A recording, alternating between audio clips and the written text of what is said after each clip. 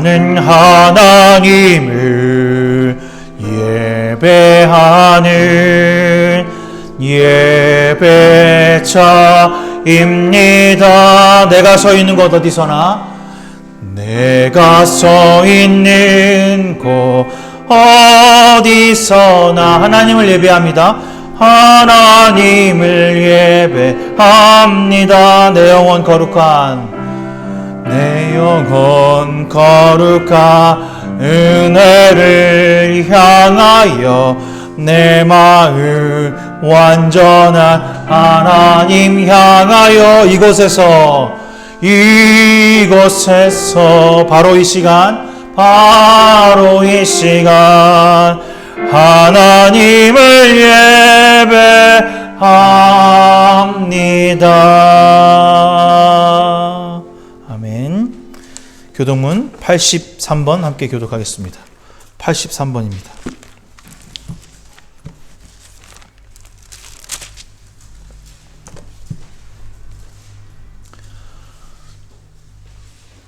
주 안에서 항상 기뻐하라. 내가 다시 말하노니 기뻐하라. 너의 관용을 모든 사람에게 알게 하라. 주께서 가까우십니다. 아무것도 염려하지 말고 다만 모든 일에 기도와 간구로 너의 구할 것을 감사함으로 하나님께 아뢰라. 그리하면 모든 지각 위에 뛰어난 하나님의 평강이 그리스도 예수 안에서 너희 마음과 생각을 지키시리라.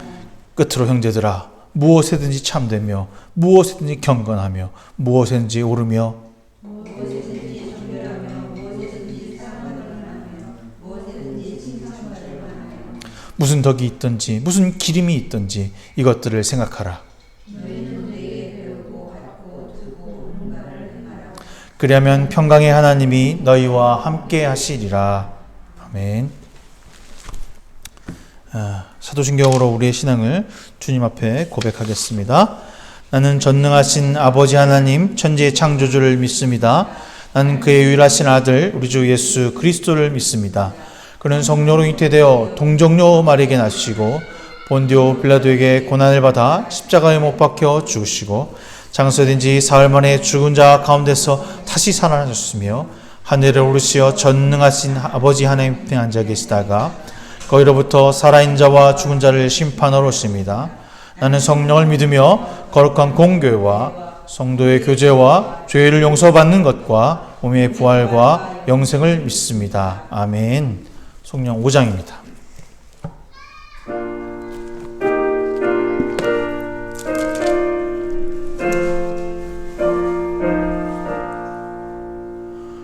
이 천지간 만물들아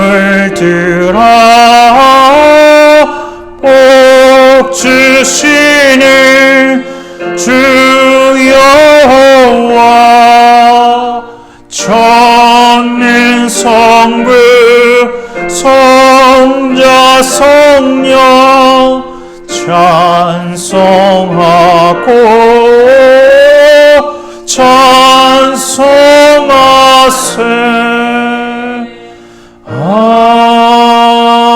아멘.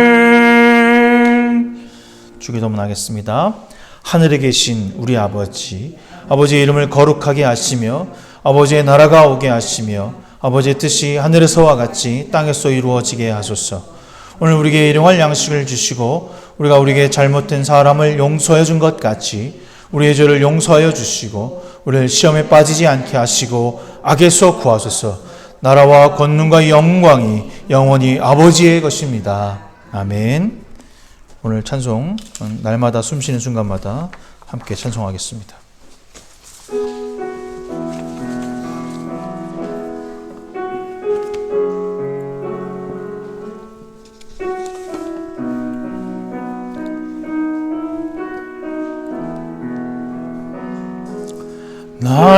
날마다 숨쉬는 순간마다 내 앞에 어려운 일 보내 주님 앞에 이 몸을 맡길 때 슬픔 없네 이제 두려움 없네. 주님의 그 자비로운 손길 항상 좋은 것 주시도다. 사랑스레 쁨과 기쁨을 수고와 평화와 안식을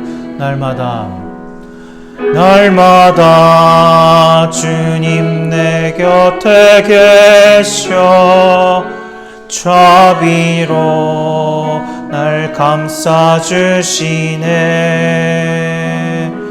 주님 앞에 이 몸을 맡길 때 힘주시네 위로함 주네. 어린 나를 품에 안으시사 항상 평안함 주시도다. 내가 살아 숨을 쉬는 동안 살피시나 약속하셨네.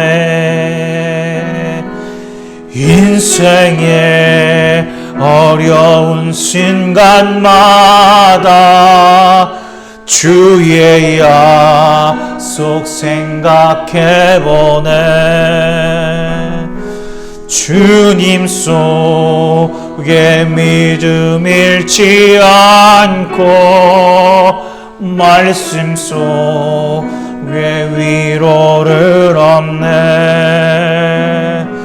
주님의 도우심 바라보며 모든 어려움 이기도다. 흘러가는 순간순간마다 주님 약속 새겨봅니다. 인생의 어려운 순간마다 인생의 어려운 순간마다 주의 약속 생각해보네. 주님 속에 믿음 잃지 않고 말씀 속에 위로를 얻네. 주님의 도우심 바라보며 모든 어려움 이기도다.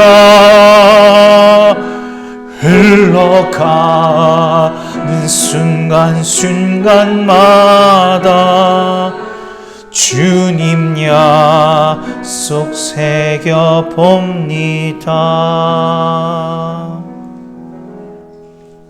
아멘.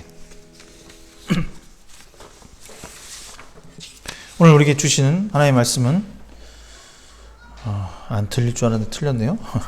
빌립보서 1장 26절에서부터 2장 11절까지의 말씀입니다. 빌립보서 1장 26절부터 2장 11절까지의 말씀입니다. 교독해서 읽겠습니다. 제가 한 절, 여러분이 한 절.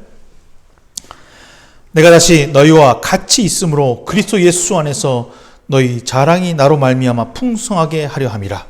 오직 너희는 그저의 몸에 합당하게 생활하라. 이는 내가 너희에게 다 나타나있으나 너희가 한 마음으로 서서 한 뜻으로 복음의 신앙이라를 협력하는 것과 무슨 일에든지 대적하는 자들 때문에 두려워하지 아니한 일을 듣고자 함이라. 이것이 그들에게 멸망의 증거요 너희에게는 구원의 증거니 이는 하나님께로부터 난 것이라. 그리스도를 위하여 너희에게 은혜를 주신 것은 다만 그를 믿을 뿐 아니라 또한 그를 위하여 고난도 받게 하려 하시니라. 너희에게도 그와 같은 싸움이 있으니 너희가 내 안에서 본 바요 이제도 내 안에서 들은 바니라. 그러므로 그리스도 안에 무슨 공면이나 사랑의 무슨 위로나 성령의 무슨 자비가 있거든. 마음을 같이하여 같은 사랑을 가지고 뜻을 합하여 한 마음을 품어 아무 일에든지 다툼이나 허용으로 하지 말고 오직 겸손한 마음으로 각각 자기보다 남을 낮게 여기고 각각 자기 일을 돌본 분더러 또한 각각 다른 사람의 일을 돌보아 나의 기쁨을 충만하게 하라. 너희 안에 이 마음을 품으라. 곧 그리스도 예수의 마음이니 그는 근본 하나님의 본체이시나 하나님과 동등됨을 취할 것으로 여기지 아니하시고 오히려 저희를 비워 종의 형체를 가지사 사람들과 같이 지셨고 사람의 모양으로 나타나사 자기의 일을 낮추시고 죽기까지 복종하셨으니 곧 십자가에 죽으심이라. 이런 뜻으로 하나님이 그를 지극히 높여 모든 이름 위에 뛰어난 이름을 주사 하늘에 있는 자들과 땅에 있는 자들과 땅 아래에 있는 자들로 모든 무릎을 예수의 이름으로 꿇게 하시고 모든 입으로 예수 그리스도를 주라 시인하여 하나님 아버지께 영광을 돌리게 하셨느니라. 아멘. 지난 4주 동안 하나님의 형상이라고 하는 주제를 가지고 여러분들께 계속해서 설교를 했습니다. 오늘은 하나님의 형상 시리즈 마지막 빌립보서 1장의 바울의 고백을 통해서 우리가 이 땅 가운데서 어떤 비전과 꿈을 가지고 품고 살아가야 하는지를 생각해 보고자 합니다. 오늘 말씀은 여러분 정말 너무나도 많이 듣고 또 알고 있고 깨닫고 있는 말씀입니다. 빌립보서에서 가장 중요하게 핵심과 같은 이 말씀인데 여기에도 보면 자기의 형상을 자기의 모습을 내려놓고 인간의 모습으로 오셨다라고 하는 이야기가 담겨져 있습니다. 그 끝 오늘 하나님의 형상의 끝 2장 첫 절에 나와 있는 사람의 모양으로 나타나셔서 사람의 모습으로 오신 이유가 우리에게 새로운 공동체를 주기 위함이라고 하는 사실을 기억하면서 지난 4주 동안 하나님의 형상을 따라 거룩한 삶을 살아가는 우리가 어떠한 삶을 살아야 하는지를 다시 한번 돌이켜보고 왜 우리가 공동체라고 하는 것을 이루며 공동체를 통해서 살아가야 하는 인생인지를 생각해보는 시간이 되기를 바랍니다. 앞에서도 제가 하나님의 형상을 따라 창조된 존재는 하나님의 심사숙고한 과정을 통해서 창조된 존재라고 하는 사실을 여러분에게 언급했습니다. 이미 우리는 창조 때부터 공동체를 위한 창조였다라고 하는 것을 여러분들에게 제가 말씀드렸던 것을 여러분 기억하실 겁니다. 우리는 사람을 근본적으로 그 사람을 인정하고 존중하며 함께 살아가는 공적 존재라고 하는 사실을 알았고 하나님의 형상을 닮은 자녀로서 새롭게 세상을 창조하고 만드는 사람들이라는 것을 알게 되었습니다. 이게 지난주 한 건데 처음 듣는 얘기인 것 같으신데 그래야 또 제가 얘기할 수 있으니까 괜찮습니다. 자, 그렇다면 우리는 이 땅에서 하나님의 형상을 닮은 존재로 사람들과 함께 살아가는 존재라고 하는 사실을 인정하고 혼자서는 절대로 살아갈 수 없다. 또 그렇게 살아서는 안 되는 존재라고 하는 것을 깨달았고 알았습니다. 지난주 시편 1편을 통해서 거룩한 삶이란 주님의 길과 주님과 함께 걸어가는 삶이라고 제가 여러분들에게 정의를 내렸습니다. 거룩함이란 주님과 소통하는 을 통해서 세우심을 얻는 삶이며 거룩함을 통해서 우리는 하나님과 관계하고 있다라고 하는 것을 확증받았고 깨달아가는 것이라고 알게 되었습니다. 우리가 시냇가에 심은 나무가 되어서 그 열매가 풍성함으로 많은 사람들에게 기쁨이 될 수 있도록 이제 우리는 세상에서 하나님의 공동체를 이루는 사람이 되어야 한다라고 하는 것까지가 지난주의 말씀입니다. 오늘 이 빌립보서는 바울이 빌립 공동체를 통해서 이야기하고자 했던 가장 큰 목적은 그리스도의 공동체로 너희 공동체는 어떤 꿈과 어떤 희망을 보여주는 공동체가 되어야 하는가? 주께서 말씀하시는 공동체의 모습은 어떤 공동체여야 하는가를 돌아보는 시간이라고 이야기합니다. 빌립보 공동체는 바울에게 있어서 하나님의 말씀을 따라 순종함으로 처음 얻었던 지역입니다. 바울이 꿈을 꾸었는데 원래 그의 목적은 아시아를 더 비두니아나 아시아 쪽으로 지금의 터키 지역으로 가서 선교를 해야 한다라고 하는 마음으로 준비를 하고 있었을 때였습니다. 꿈속에 나타나서 마케도니아 사람이 이리로 오라, 나에게로 오라 라고 하는 얘기를 듣고 자신의 원래 목적지였던 아시아, 터키를 버리고 그리스 쪽으로 가게 됩니다. 이것이 제1차 전도 여행의 시작이었죠. 그 지역에 가서 첫 열매 지역이 바로 네아폴리라고 하는 것을 지나 빌립보라고 하는 땅에서 얻은 첫 번째 공동체가 바로 이 빌립보서를 쓰게 된 목적이라고 하고 있습니다.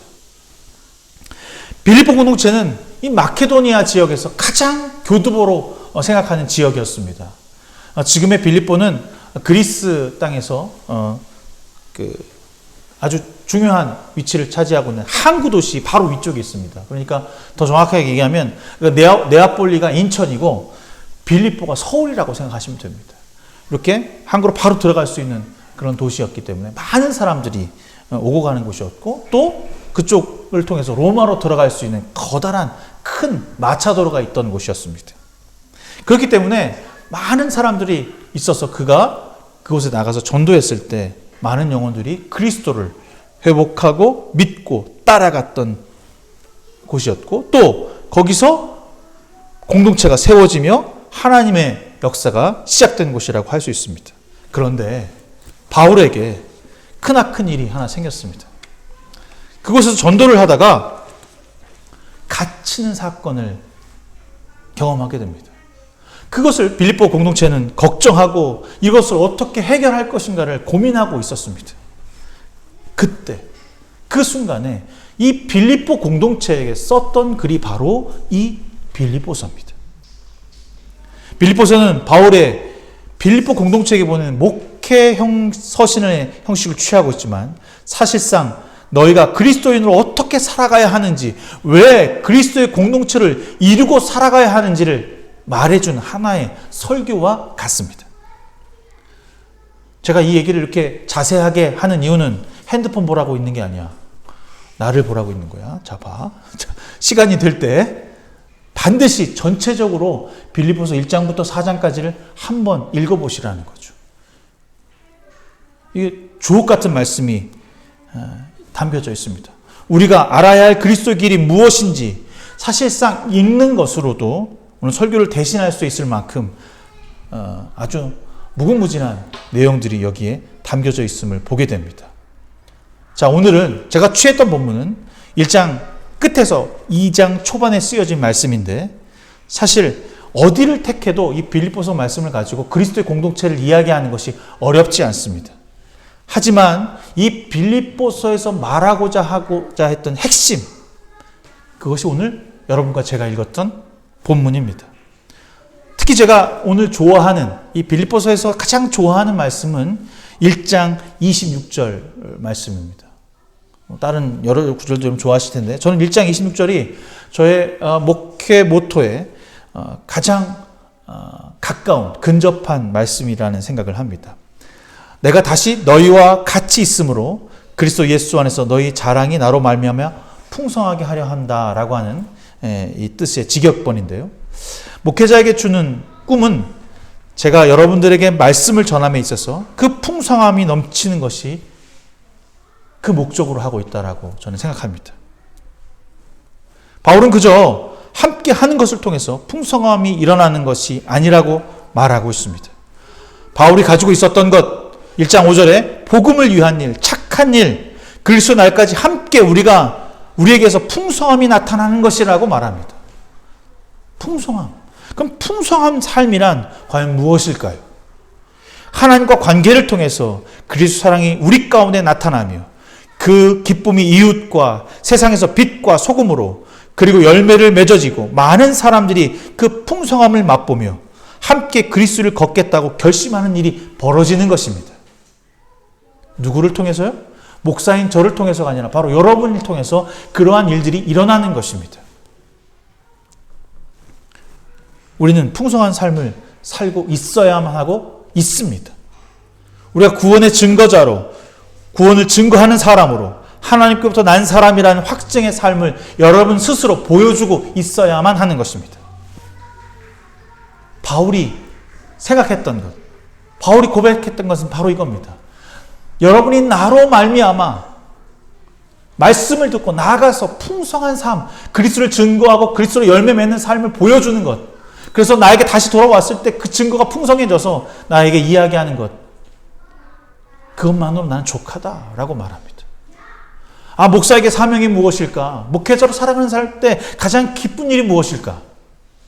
바로 여러분들이 스스로 그리스도를 깨달아 공동체를 이루며 살 때 주님이 나의 주님이고 그리스도가 나의 그리스도이며 내가 세상에서 그리스도인으로 살아가는 것이 참 소망이며 기쁨이라고 하는 것을 깨달았다라고 하는 것을 저에게 고백할 때 전 그것이 저에게 가장 큰 자랑이 될 것입니다.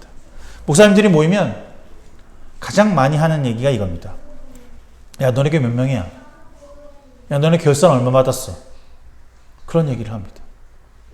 그러면 작은 교회, 저같이 작은 교회에 있는 목사들은 할 말이 없잖아요. 뭐 없어요, 뭐 이런 얘기를 해요. 근데 제가 이 말씀을 읽다가 깨달은 게 있어요. 야, 너네 교회에 너의 말씀을 통해서 거듭난 사람이 몇 명 있어?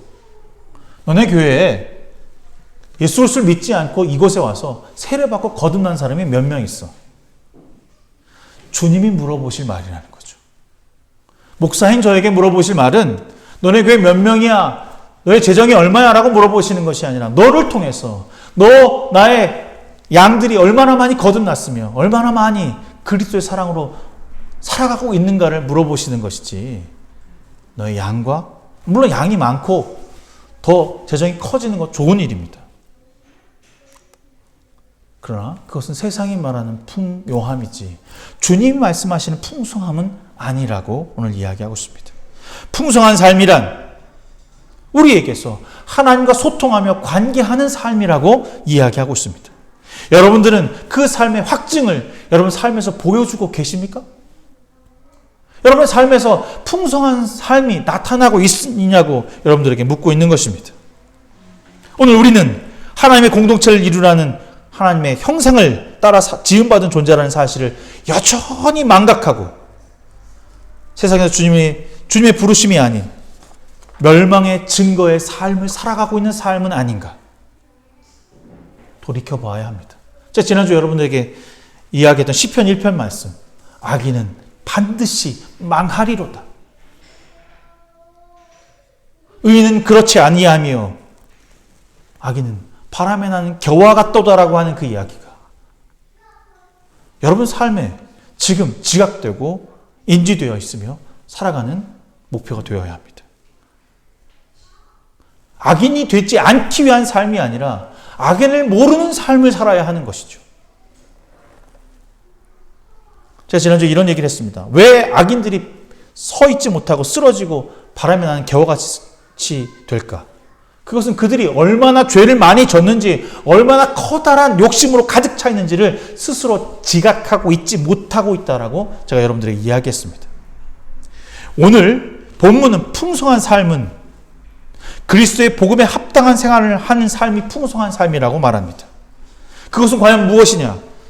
말씀이 이렇게 말합니다. 한 마음으로 서서 한 뜻으로 복음의 신앙을 위하여 협력하는 삶을 살아내야 한다. 여기에 썼던 가장 중요한 말은 서서라고 하는 것입니다. 지난주 시편 1편에 서 있지 못하다. 너는 바람에 나는 겨우같이 흔들려버리고 없어질 것이다 라고 말합니다. 서 있다라고 하는 것이 무엇입니까? 바라본다라고 하는 것입니다. 무엇을 향해 바라보는 것입니까?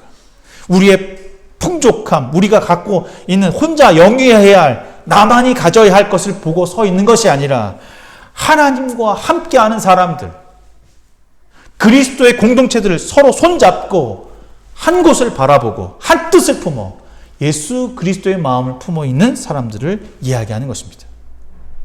다시 여러분들에게 묻겠습니다. 그리스도인으로 복음에 합당한 삶을 지금 살고 계십니까? 여러분, 그 삶이 여러분 무엇이라고 생각하고 있습니까? 혼자서 잘 믿고 나 스스로 성경 공부를 잘하며 나 혼자 예배하는 것을 말하고 있지 않고 있습니다. 제가 여러분에게 영상 예배가 완전한 예배가 될 수 없다는 것을 이야기하면서 바로 공동체성을 강조했습니다. 한 뜻, 하나의 마음을 품는 것입니다. 한 공간에서 함께 찬양하고 함께 기도하며 하나의 말씀을 듣고 그 말씀을 통하여서 거듭난 삶을 생각하는 것, 그것이 바로 그리스도의 마음이라고 표현하고 있습니다. 그리스도 마음 2장 2절에 마음을 같이하여 같은 사랑을 가지고 뜻을 합하여 한 마음을 품어라고 했으니까 이 마음은 혼자서 생길 수 있는 마음이 아닙니다.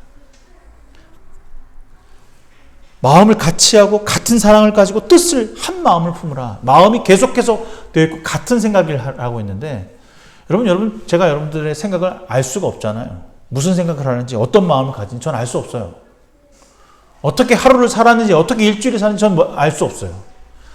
여러분 저도 모르잖아요. 제가 어떤 마음을 품고 어떻게 여러분들이 생각하고 있는지. 그런데요, 예배하고 찬양하면 한 뜻으로 모아진다라고 하는 것이 느껴집니다. 예배할 때 주님을 찬양하면 주님만을 바라볼 수 있게 하십니다. 기도하면 그 기도 소리를 통해서 다른 사람이 옆에 있는 사람의 목소리를 듣는 것이 아니라 하나님께로 우리가 향할 수 있는 한 뜻으로 모아지는 역사를 얻게 되는 것이죠.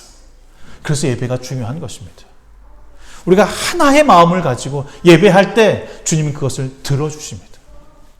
그냥 듣고만 계시는 것이 아니라 함께 우리와 예배하시며 성령의 충만하심을 입어 우리의 삶의 곳곳을 치유하시고 회복하시는 일을 더하신다라고 말합니다.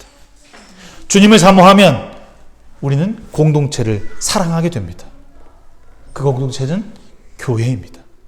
교회를 사랑한다는 것은 건물을 사랑하는 것이 아닙니다. 목회자 때문에 교회를 출석하는 것도 아닙니다. 교회는 하나의 마음을 품고 있는 사람들의 공동체라고 하는 것입니다. 사랑하는 사람들이 이곳에 모여 있습니다. 그리스도로 너와 나를 사랑하는 사람들이 모여 함께 주님을 찬양하고 춤추며 기쁨의 삶을 이야기하고 격려하고 위로하고 슬픔을 나누고 기쁨을 더하는 곳, 바로 그것이 그리스도의 공동체인 것입니다. 자, 여러분들에게 또 하나의 질문을 여러분에게 드리겠습니다. 사랑하는 성도 여러분은 이러한 공동체에 속해 있다고 생각하십니까?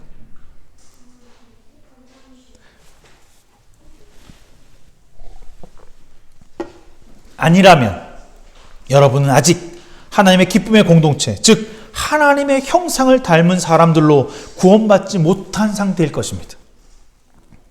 그 누림을 전달받지 못한 사람들이라면 아마 가엾고 가난뱅이 그리스도인이 분명합니다.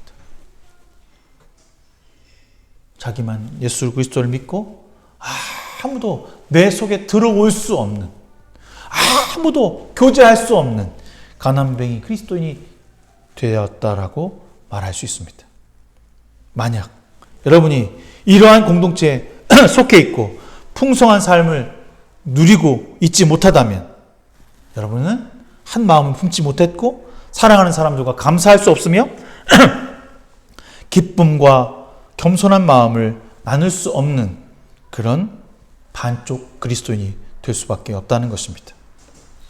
여러분들에게 부탁합니다. 우리 공동체가 한 마음을 품어서 창조적인 생각과 하나님의 형상을 닮은 교회로 우리의 꿈을 나눌 수 있고 겸손한 마음으로 서로를 섬길 수 있는 공동체가 될 수 있도록 여러분, 이 공동체를 위해 여러분의 마음을 내려놓기를 간곡히 부탁드리겠습니다. 공동체 일원으로 주님은 그대를 사랑합니다. 교회의 머리이신 주님은 여러분을 환영합니다.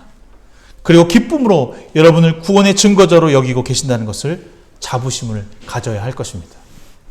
여러분, 공동체 하면 되게 거룩하고 대단할 것 같지만 여러분 지난주에 얘기했던 그 다윗의 공동체는 대단하지 못했습니다. 그가 거느리고 있던 사람들은 그 원래 나라에서 쫓겨온 사람들이었어요. 다윗이 다 걷어준 거죠. 그래서 그래 너 나한테 와 걷어주었습니다.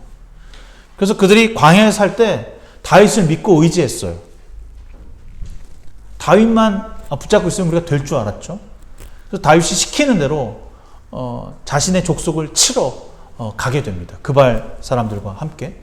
갔다 돌아오니까 그 그발 사람들이 자신의 족속 사람들을 홀딱 다 잡아가고 도적질하고 간 거예요. 다윗을 믿고 다윗을 따라갔는데 와보니까 자기의 가장 중요한 가족, 자기의 재산들이 다 없어진 거죠. 그때 그 공동체는 어떻게 했습니까? 이렇게 했습니다. 다윗을 잡아 죽이자. 자기의 아픔과 자기의 어려움을 다 만나주고 함께 해줬던, 걷어줬던 그 다윗을 버리는 겁니다. 이건 공동체라고 할 수 없었죠. 그런데 다윗 어떻게 했습니까? 그 사람들의 그 배반과 그 앞에 이 사람들에게 쫓겨난 것이 아니라 그 사람들을 물리친 것이 아니라 잘 지혜롭게 다시 이제 그 빼앗겼던 가족과 빼앗겼던 재물을 취하게 되죠. 그리고 다시 그 공동체를 용서합니다. 근데 그때 용서할 때 그가 했던 가장 처음 행동은 무엇이었냐면 주 앞에 엎드려 기도하는 것이었어요. 그 공동체를 버리고 도망가는 것이 아니라 자기를 돌로 죽이고자 하는 그 공동체를 버리고 도망가는 행동을 한 것이 아니라 그 앞에 무릎 꿇고 기도했다는 것입니다. 여러분, 공동체는 불안합니다. 불안전합니다. 왜냐하면 우리는 살아가면서 많은 공동체에 속할 수밖에 없지만 그 공동체는 절대로 완벽할 수 없는 것입니다. 여러분, 우리 공동체를 한번 생각해 보세요. 작게는 가정, 크게는 회사나 국가라고 하는 공동체 가운데 여러분 속해 있습니다. 그것을 우리는 사회라고 말합니다. 사회생활은 우리에게 도덕적 접근 방법을 이야기하죠. 쉽게 말하면 상식이 통하는 사회. 상식이 벗어나면 그 소속된 공동체 가운데 상식이 벗어나지 않는다면 별로 탈이 없이 지낼 수 있습니다. 그렇잖아요. 상식만 통하면 돼요. 서로 네 건 네 거, 내 건 내 거. 이런 상식이 통하는 사회면 전혀 문제될 것이 없는 거죠. 국가나 조직사회, 회사, 마을 공동체, 가족 등은 내가 소속된 공동체 가운데 상식이 통하지 않는 사람들로 가득합니다. 그렇지 않나요? 제가 소속되어 있는 그 춘천 동지방 목회자라고 하는 공동체 가운데도 상식이 통하지 않는 목사님들이 꽤 계셔요. 그리고 우리 5명의 가족 공동체 있거든요. 하나, 둘, 셋, 넷, 5명의 가족 공동체가 있는데 우리 집도 상식이 별로 통하지 않아요. 네. 없으니까 얘기해야지. 상식이 잘 안 통해. 네? 어떻게 됩니까? 그들은 사회와 격리되거나 따돌림 당하거나 사회로부터 멸시와 천대를 당하는 경우가 종종 있습니다. 그렇죠? 여러분 그렇지 않습니까? 상식이 통하지 않으면 멸시하거나 천대하거나 아예 무시하게 되죠. 사회는 그것을 정당하다라고, 맞다라고 얘기합니다. 왜냐하면 그는 상식이 통하지 않았기 때문에 그를 격리하는 것으로 우리는 벌 주게 되죠. 국가에서 사람을 죽이는 것은 상식이 아닙니다. 그러면 그 상식이 통하지 않았기 때문에 그 사람을 우리 국가의 이름으로, 국민의 이름으로 격리하게 되는 일을 하는 거죠. 하지만 우리와 다르다는 이유로 차별하는 것은 주님이 원하고 있지 않다는 거고, 우리가 지지난주에 하나님의 형상이라고 하는 것을 통해서 배우고 깨달았습니다. 우리는 차별 없는 사회를 지향하고 있는 것은 절대로 아닙니다. 분명히 말하지만 우리는 그리스도인으로서 믿음을 가지고 있다는 것만으로도 차별을 당해야 하는 사람들입니다. 믿지 않는 사람들로 하여금 따돌림을 당할지도 모릅니다. 우리는 그것을 감당할 수 있어야만 합니다. 주님은 우리를 구원의 증거자로 세우셨고, 우리를 주님의 겸손한 마음으로 각자 자기보다 남을 낮게 여기는 삶을 살아가는 것이 그리스도의 마음을 품는 것이라고 말하고 있고, 그것을 믿어야 한다라고 얘기합니다. 이것을 믿다 보면 우리는 차별을 조장하는 사람입니다. 목사님 지금 되게 위험한 발언을 하고 있다라고 하는 것을 기억할 것입니다. 일부러 불평등을 만들어가는 사람이고, 일부러 그들로 하여금 차별하게 해달라고 이야기하는 사람이죠. 그들은 차별에 아무런 대응하지 않는 것, 그들의 차별에 대해서 우리가 왜 나에게 차별하냐고 대응하는 것이 아니라 그저 바라만 보는 것은 절대로 겸손이 아닙니다. 그들의 핍박을 묵묵히 견디는 것을 여러분에게 이야기하고 있지 않습니다. 그리스도의 힘으로, 겸손함으로 세상에서 상식을 벗어난 행동을 하는 사람들과 편견을 가지고 있는 사람들을 이길 수 있는 힘이 그리스도에게 있다라고 하는 것을 믿고 섬기는 사람들이 바로 우리여야 하는 것이죠. 아마 우리는 차별을 당할 겁니다. 세상의 많은 사람들로 하여금 비난을 당할지도 모릅니다. 주일날 예배를 드려야 하고 하지 않아야 할 물질과 헌신을 주 앞에 드려야 합니다. 세상 사람들은 11조를 드리거나 감사헌금을 하거나 물질을 드리는 일을 할 필요도 해서 굳이 핍박과 다른 사람들과 갈등을 일으킬 이유가 없었죠. 근데 우리는 교회라고 하는 이유로, 믿는다는 이유로 우리에게 가장 소중한 것을 시간과 물질을 드립니다. 우리 스스로가 세상 사람들과 다르다라고 저는 차별받아야 마땅한 사람들이라고 요구하고 있는 것이죠. 왜 우리가 세상의 요구대로 세상이 말하는 도리와 법칙과 꿈을 저버리고 그들의 요구하는 삶이 아닌 그리스도의 삶을 살아야 합니까? 왜 우리는 착해야 하며 주님의 말씀에 순종하고 그리스도인으로 성실하게 살아가야 합니까? 이건 너무 가혹하고 불편하며 힘들고 어렵습니다. 세상이 말하는 돈과 물질과 권력을 갖는 것이 우리가 그리스도의 삶을 살아가는 것이 더 쉽고 금방 주님을 만날 수 있는 지름길은 아닐까요? 세상과 물질을, 권력을 가져야 주님을 만나기 더 쉽지 않겠습니까? 그렇지 않나요, 여러분? 교회 오려면 돈 있어야 돼요. 교회 오려면 좋은 직장을 가져야 주일날 쉽니다.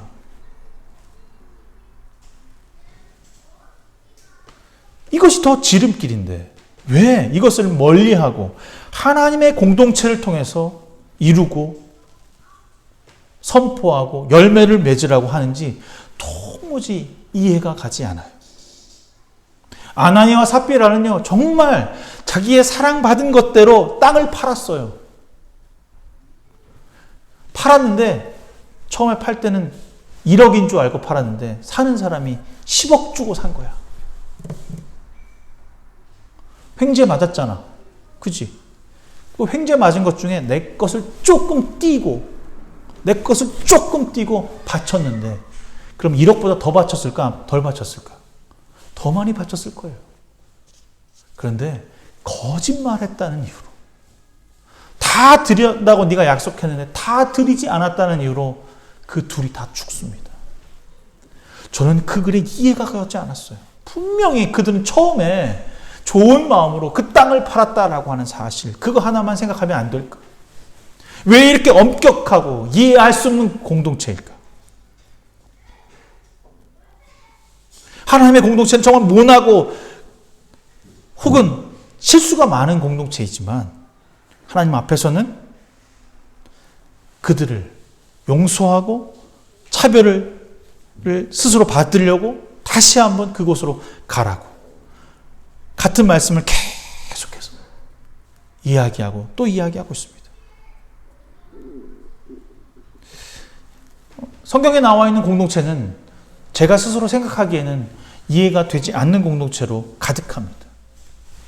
제가 말했던 아나니아 삽비라 말고도 바울도 마찬가지예요. 바울도 선교하러 나갔다가 원래는 가야 할 길이 오른쪽 길인데 야 저기는 도둑이 있어 하고 마가가 도망가 버려요. 걔랑 얘기도 안 해. 몇 날 며칠 동안.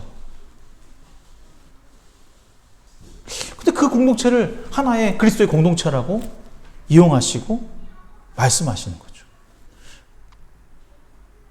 오늘 말씀이 이렇게 써 있습니다. 너희는 이 마음을 품으라. 곧 그리스도 예수의 마음이니. 그는 근본 하나님의 본체이시나 하나님과 동등됨을 취할 것으로 여기지 아니하시고 오히려 자기를 비워 종의 형체를 가지사 사람들과 같이 되셨고 사람의 모양으로 나타나사 자기를 낮추시고 죽기까지 복종하셨으니 십자가에 죽으심이라. 사람의 모양으로 나타나셨다라고 했던 말, 하나님의 형상을 따라 하나님의 형상을 따라 만들자. 우리가 사람을 하나님의 형상을 따라 만들자. 우리가 사람을 만들자.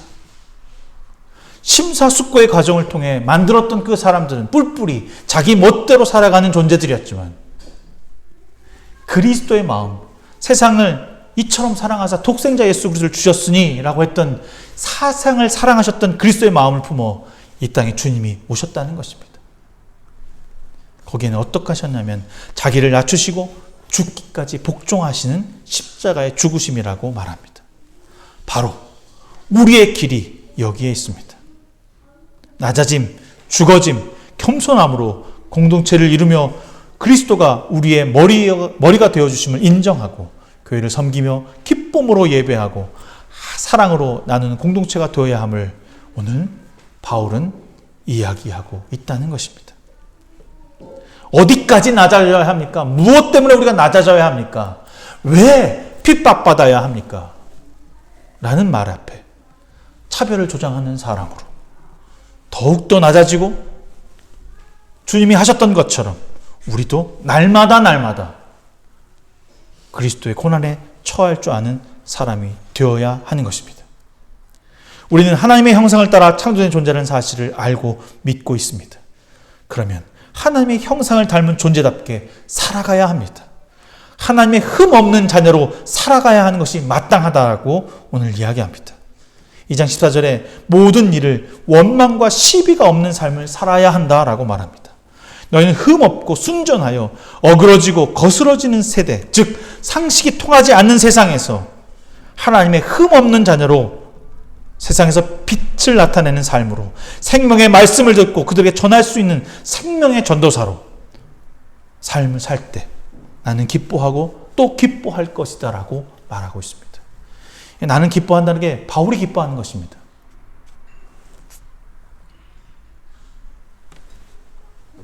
목사님, 제가 여러분에게 권하고 여러분들을 저의 말씀과 기도로 주님의 삶을 통해서 제가 변하고 세상에서 핍박을 견디며 빛과 소금으로 살았다라고 하는 간증을 듣고 싶은 것이 저의 목회자의 목적이고 삶의 목적입니다. 제가 전하는 삶, 제가 전하는 말씀, 제가 전하는 몸의 변화를 통해서 오직 주님을 찬양하고 주님의 공동체를 통해서 기쁨을 나눌 수 있다라고 하는 것이 저에게서 소망이며 사랑이며 기쁨이 되는 것입니다.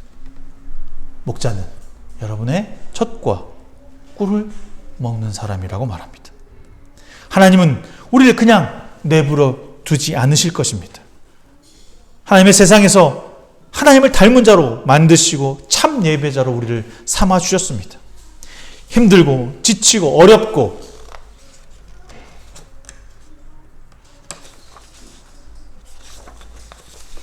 아프고 견디기 힘든 순간에도 스스로 혼자 모든 것을 감당하려 할 이유가 우리에게는 전혀 없는 것입니다.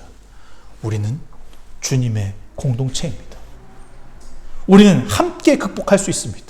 함께 견딜 수 있으며 함께 살아낼 수 있는 공동체입니다. 이윤과 자신의 이득을 위해 모인 이익 집단이 아니라는 것입니다.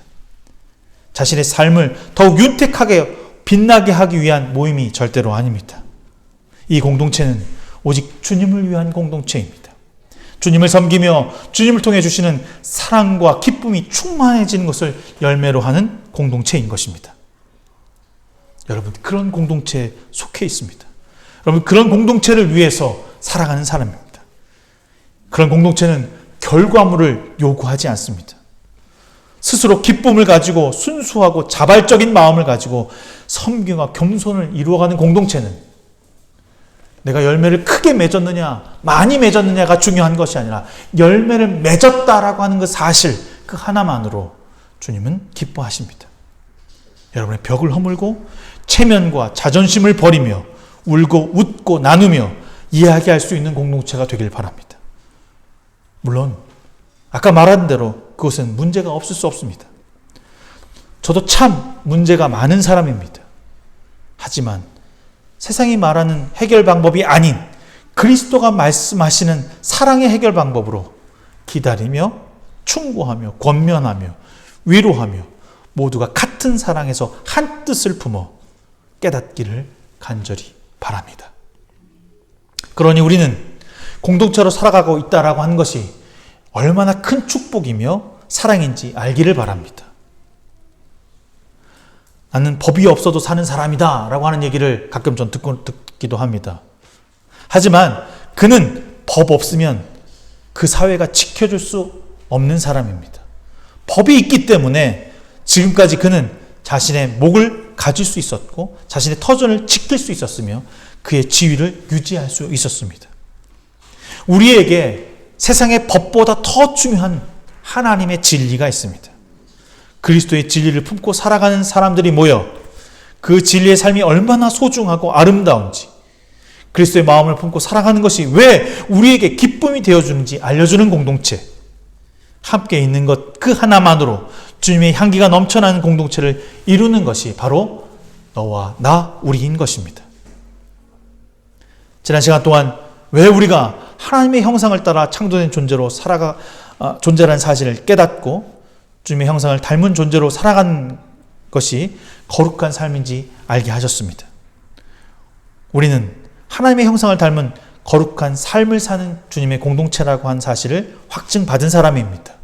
이제 우리는 이 꿈을 잊지 말고 여전히 하나님의 길을 걸어가면서 공동체 가운데 그리스도의 마음을 품고 겸손함으로 성도를 섬기며 나를 내려놓는 삶이 무엇인지 세상에게 본때를 보여줄 수 있기를 바랍니다. 배짱이 두둑한 성도가 되기를 소망합니다. 여러분, 우리는 할 수 있습니다.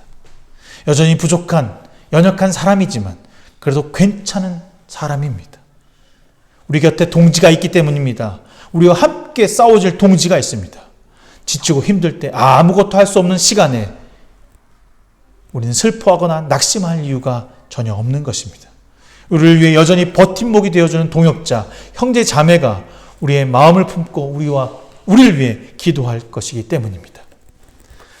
오늘 결론으로 빌립보서 4장 4절에 이렇게 얘기합니다. 주 안에서 항상 기뻐하라. 내가 다시 말하노니 기뻐하라. 너희 관용을 모든 사람에게 알게 하라. 아무것도 염려하지 말고 다만 모든 일에 기도와 간구로 너희 구할 것을 감사함으로 아뢰라. 우리가 해야 할 것이 무엇입니까? 기도와 간구로 우리의 구할 것을 아뢰을 때 하나님께서 우리를 보살펴 주실 것입니다. 그리고 바울은 이렇게 말합니다.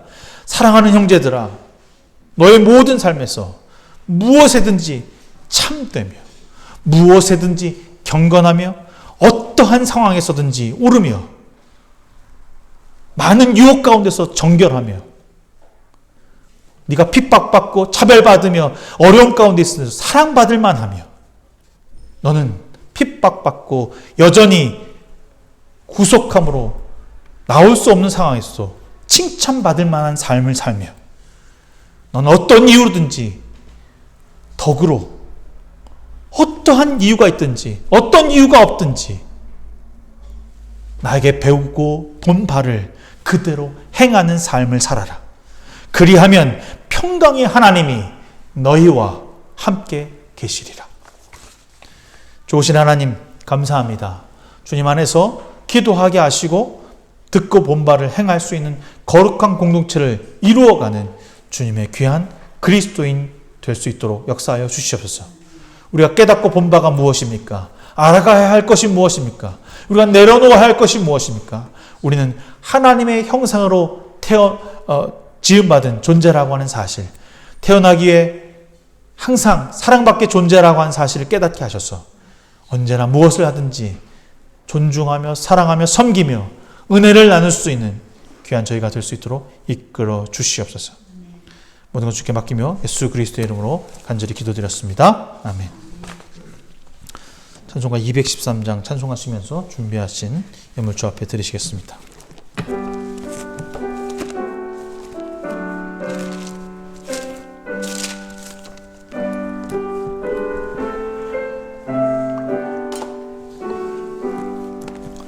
나의 새 드리니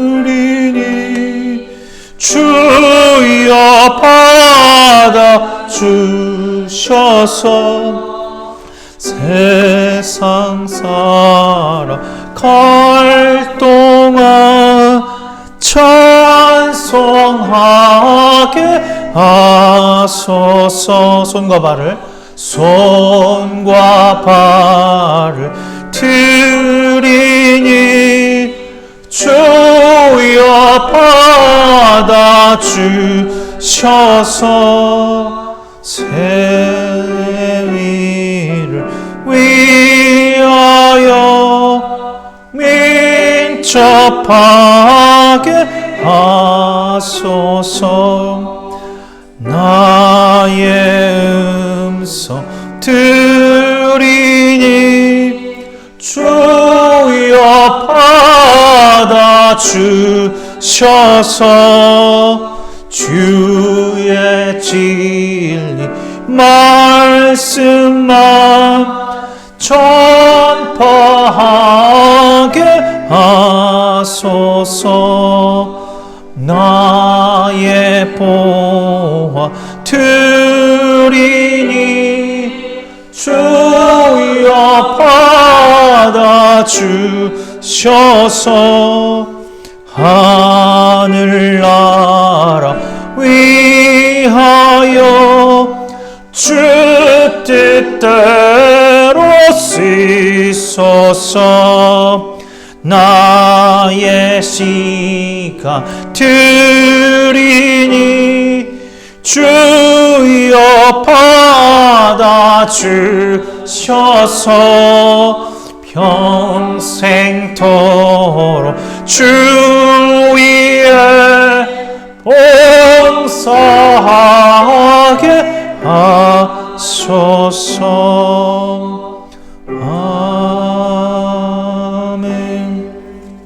좋으신 하나님, 귀한 예물 주 앞에 봉헌합니다. 11조 헌금, 감사헌금, 주일헌금 주 앞에 봉헌하는 귀한 손길 위에 기억하셔서 물질로 인해 어려움 당하지 않도록 도우시며 이 공동체가 그리스도를 위해 쓸 수 있는 물질 되게 하여 주시사 많은 영혼들에게 빛과 소금의 역할을 감당하는 은혜의 공동체가 되게 하여 주시옵소서.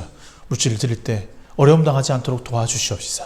물질이 주님보다 먼저 서지 않게 하시며 온전히 그리스도를 위한 삶을 살아내게 하여 주시옵소서. 예수 그리스도의 이름으로 간절히 기도드렸습니다. 아멘.